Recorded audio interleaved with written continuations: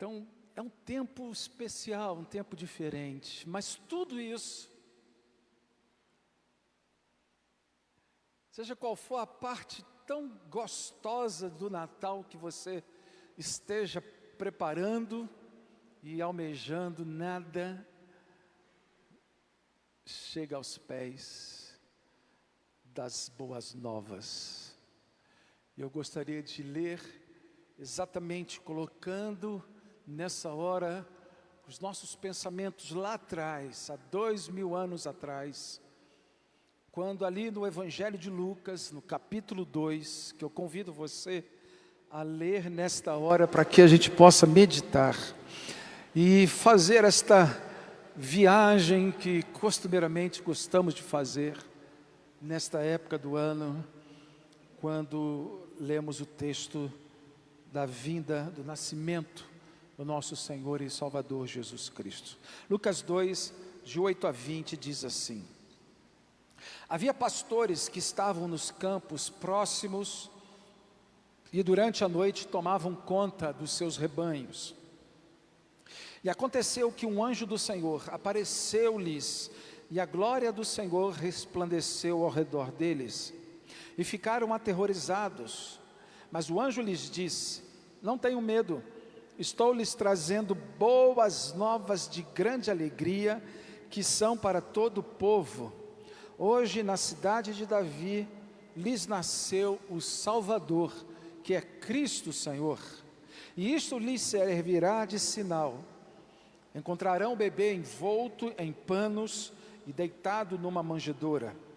De repente, uma grande multidão do exército celestial apareceu com um anjo, louvando a Deus e dizendo: glória a Deus nas alturas, paz na terra aos homens aos quais Ele concede o seu favor. E quando os anjos os deixaram e foram para os céus, os pastores disseram uns aos outros: vamos a Belém e vejamos isso que aconteceu e que o Senhor nos deu a conhecer. Então correram para lá e encontraram Maria e José e o bebê deitado na manjedoura. Depois de o verem, contaram a todos os que lhes fora dito a respeito daquele menino. E todos os que ouviram o que os pastores diziam, ficaram admirados. Maria, porém, guardava todas estas coisas e sobre elas refletia em seu coração. Os pastores voltaram glorificando e louvando a Deus por tudo o que tinha visto e ouvido, como lhes fora dito. Amém? Graças a Deus. Dá para a gente ficar imaginando aquele tempo, aquele momento, aquele cenário maravilhoso. Quando era garoto, eu gostava muito de presépio. Eu ficava encantado com presépio, porque eu gostava de ver a cena, o cenário de Jesus. Esse cenário é tão extraordinário, sobrenatural. Foi numa noite de culto de Natal, com um cenário de uma peça encenada e um coro cantando, que eu entreguei a minha vida para Jesus. Levado pela minha avó à igreja batista em Vila da Penha, e ali aquele cenário tocou o meu coração.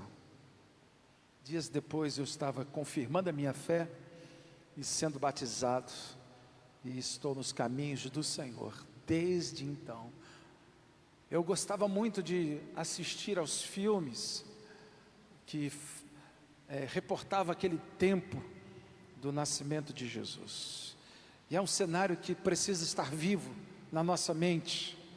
Aqui estão os pastores no campo, os campos, algo até comum, pessoas comuns fazendo coisas comuns, algo normal da época. E chega um momento, assim, irmãos, como nos dias atuais, nós estaremos fazendo coisas normais, pessoas normais, e Jesus vai aparecer em glória no céu para nos levar para toda a eternidade, e seremos arrebatados. Ou seja, naquele tempo um anjo aparece, rompendo a normalidade, acabando com a espera de tanto tempo. O anjo vem com a glória do Senhor consigo, de tal forma que aqueles homens encheram, aquelas pessoas se encheram o coração de temor, e o que logo fora tranquilizado pelo anjo, porque a notícia era boa, porque era boas novas, não era nada aterrorizante, era o Senhor tão esperado, adjetivado aqui pelo escritor do Evangelho de boas novas de grande alegria. Não pode ser diferente, não pode ser uma boa nova qualquer. Como por exemplo, Harley, o Vasco hoje ganhou, é uma boa notícia, porque já perde há tanto tempo, mas essa é uma boa nova qualquer, é uma novidade à toa, mas essa aqui é uma boa nova de grande alegria.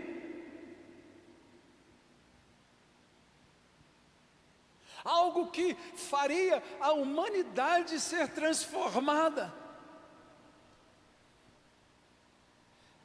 Foi o comunicado angelical que naquele dia, o grande presente de Deus, a maior dádiva de Deus para a humanidade, havia chegado à terra.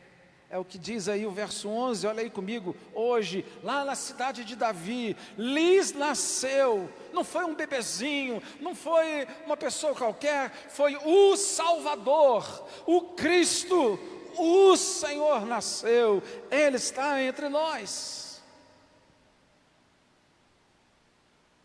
Eis que surgiu naquele momento este comunicado angelical tão extraordinário, e uma grande multidão do exército celestial escoltando esta boa notícia, escoltando essa chegada extraordinária, a proteção. E por mais que o diabo até desejasse tentar, por mais que o diabo soubesse para que pudesse trazer dificuldades, era impossível, pela proteção que havia sobre ele, ser tocado aquele menino. Ele estava guardado,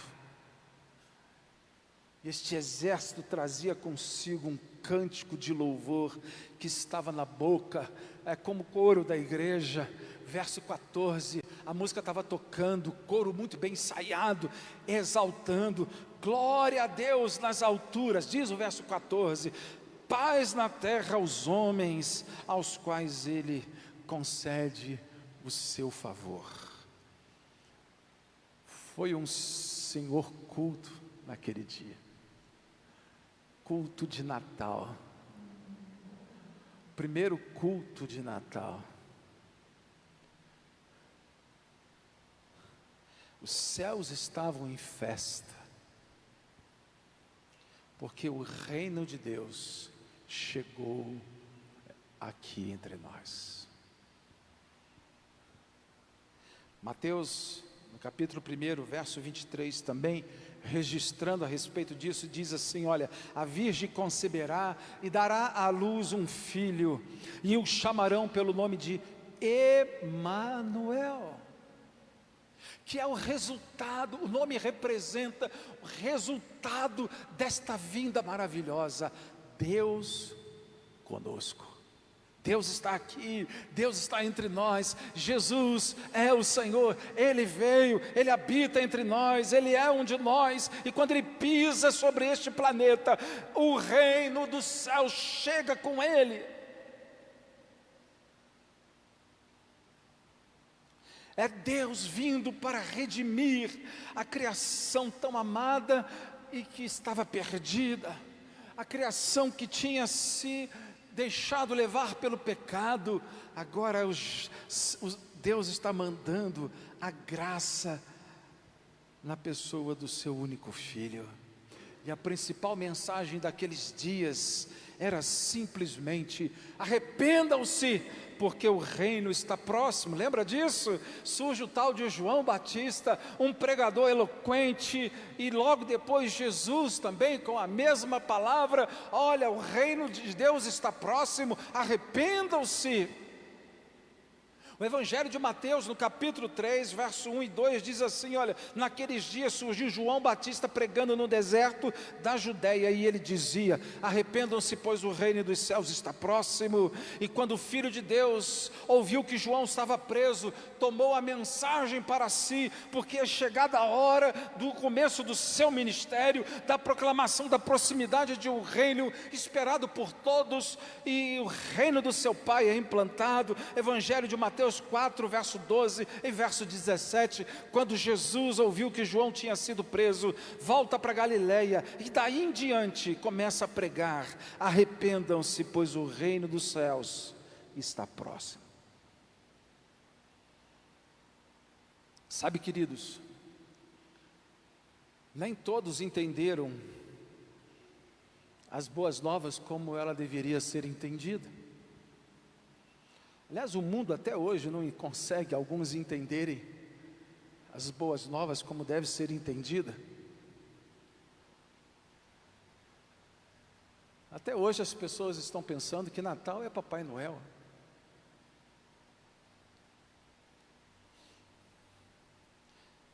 Naquela época eles não entenderam.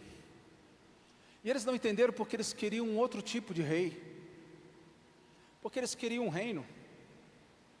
Logo eles queriam um rei que pudesse dar o reino que eles tanto almejavam. E que reino era esse que eles almejavam? Um reino que pudesse livrar eles da opressão do Império Romano, que trouxesse àquele povo a glória que eles tinham no passado, como nos dias de Davi. Afinal de contas, o que vinha era esperado como da linhagem de Davi. Aquilo simbolizava muito para eles. Naqueles dias, Israel era uma nação oprimida pelos romanos, e sendo assim, a notícia de que um outro rei estava chegando da parte de Deus, animou demais eles. Só que eles não entenderam nada. Eles estavam vivendo debaixo daquela opressão sangrenta, impiedosa do império. Eles sonhavam com uma libertação extraordinária desse domínio terrível, suspiravam pelo cumprimento das profecias de um regente da linhagem de Davi, mas eles queriam que tudo aquilo fosse exatamente para aquele momento, para aquela realidade.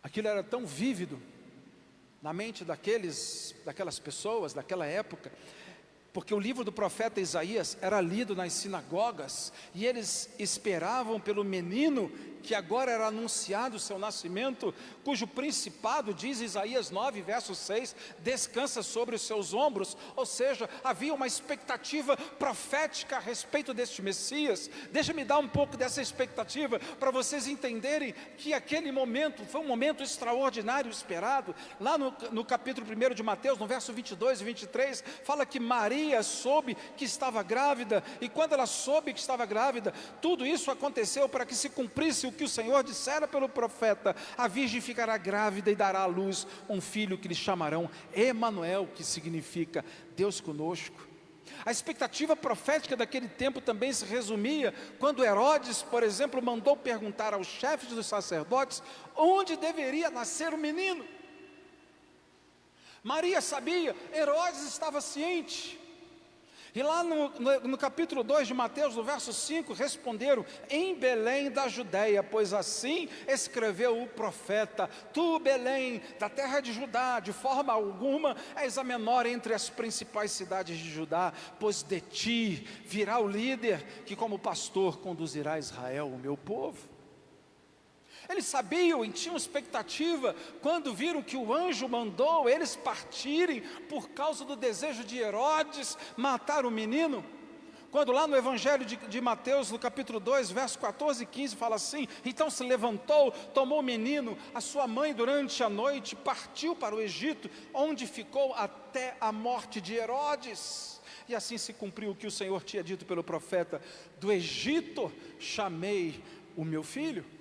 Eles sabiam quando Herodes manda matar os meninos recém-nascidos por ter sido enganado pelos magos, quando lá no capítulo 2 ainda de Mateus, no verso 17 e 18 diz assim, olha: então se cumpriu o que fora dito pelo profeta Jeremias, ouviu-se uma voz em Ramá, choro e grande lamentação, é Raquel que chora por seus filhos e recusa ser consolada, porque já não existe. E por último, quando Herodes morre e o anjo manda eles irem para Israel, e lá no verso 23, foi viver numa cidade chamada Nazaré, e assim cumpriu-se o que fora dito pelos profetas, ele fora chamado Nazareno.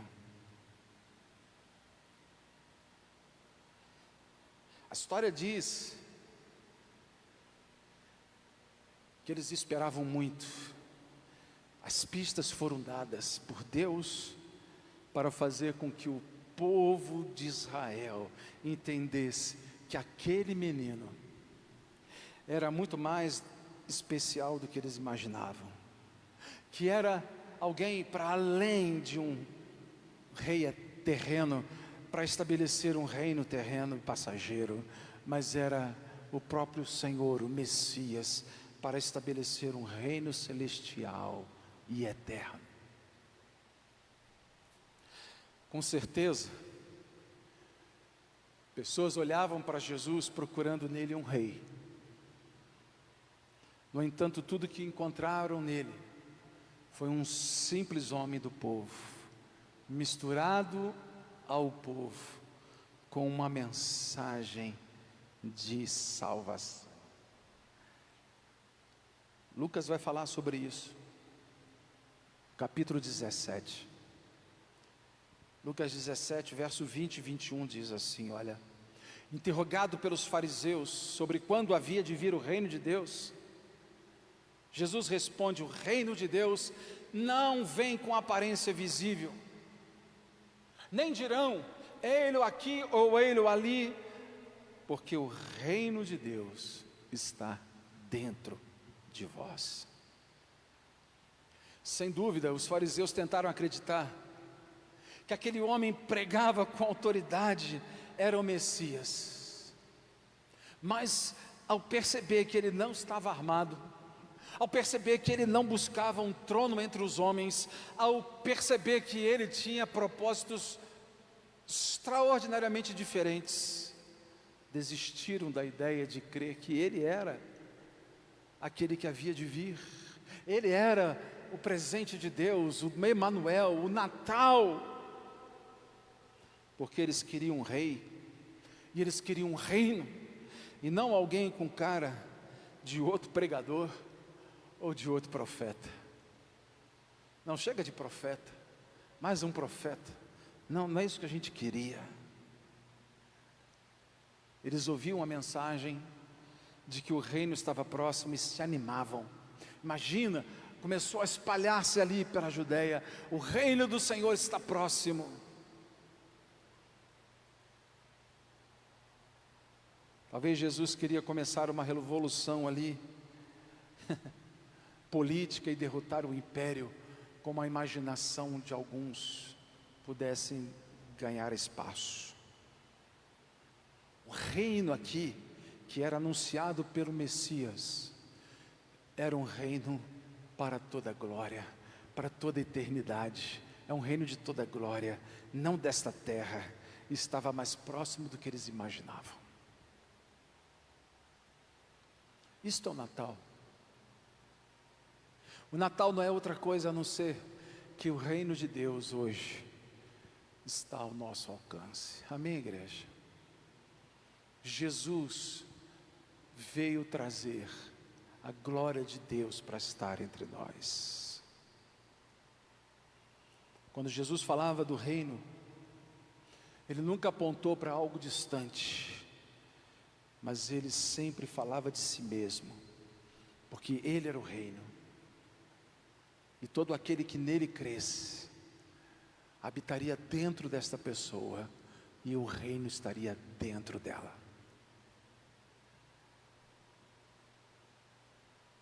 O reino estava ali, ao alcance de todos.